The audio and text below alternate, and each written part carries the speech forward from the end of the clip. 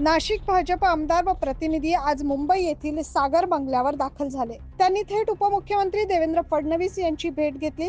यामध्ये नाशिक लोकसभेची जागा भाजपलाच मिळावी अशी आग्रही भूमिका धरली।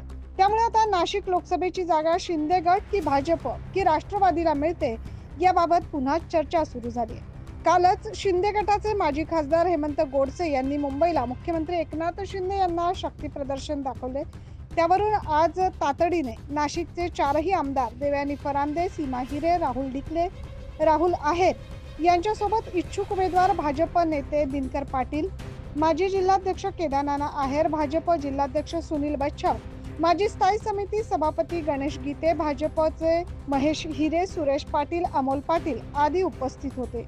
या सर्वांनी एकच मागणी केली की नाशिकची जागा ही भाजपलाच मिळावी आणि ही मागणी केवळ नेत्यांचीच नसून सर्व कार्यकर्त्यांची देखील असल्याचं सांगितलं। याआधी देखील नाशिक भाजप कार्यालयात कार्यकर्त्यांनी ठिय्या आंदोलन करून नाशिकची जागा मागितली।